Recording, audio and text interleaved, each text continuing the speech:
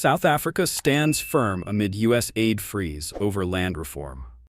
The geopolitical standoff between South Africa and the United States continues to escalate, with President Cyril Ramaphosa reaffirming the country's commitment to land reform despite economic pressure from Washington.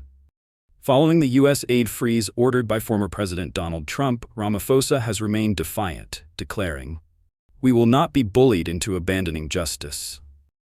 This high-stakes debate over sovereignty, economic fairness, and post-colonial land rights has intensified in recent weeks, with new international players weighing in. The African Union, AU, BRICS nations, and prominent economists have expressed support for South Africa's decision, while U.S. and European investors warn of potential economic instability if land expropriation without compensation (EWC) proceeds without safeguards.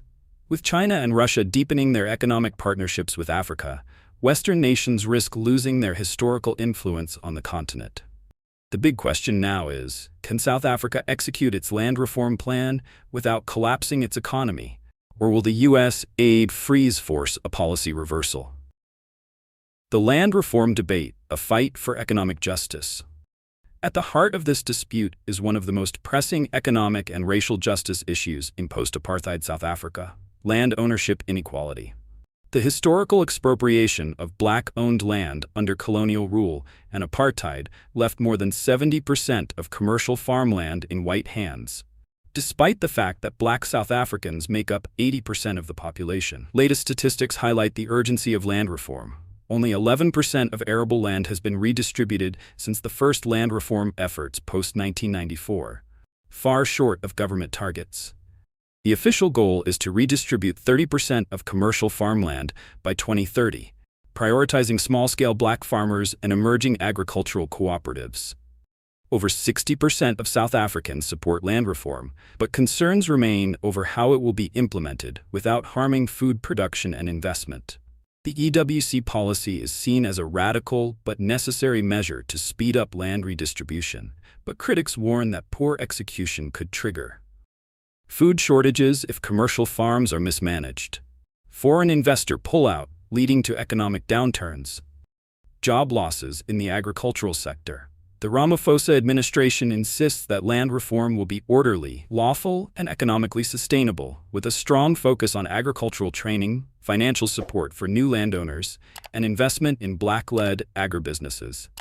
However, Trump's executive order to suspend aid was framed as a defense of private property rights, comparing the policy to Zimbabwe's failed land seizures in the early 2000s, which led to economic collapse, hyperinflation, and food shortages. With both sides unwilling to back down, the dispute has now evolved into a larger battle over global influence in Africa.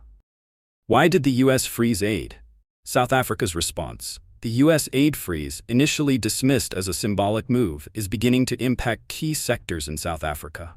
While the $500 million in U.S. aid represents only 0.1% of South Africa's $400 billion GDP, it has been a major contributor to HIV/AIDS treatment programs funded by USAID, education grants and small business loans aimed at economic development, counterterrorism cooperation in the Southern African region.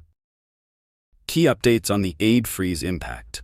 Health experts warn of disruptions to life-saving HIV treatment programs, which rely heavily on U.S. funding. The South African rand saw brief volatility, but has since stabilized as investors expect stronger trade ties with China, India, and Russia to offset U.S. financial influence. BRICS nations have increased investment discussions, signaling a possible shift away from Western aid dependency. Ramaphosa doubled down this week, stating, "We will not allow foreign nations to dictate how we correct the injustices of apartheid." As Washington threatens further economic consequences, South Africa is actively strengthening ties with alternative global partners, reducing its exposure to U.S. financial leverage. The bigger picture: a shift in global power. This land reform battle has become a test case for how Africa navigates a world where Western dominance is being challenged. The South African government is leaning into economic independence, while countries like China, Russia, and the UAE are positioning themselves as Africa's new go-to economic partners.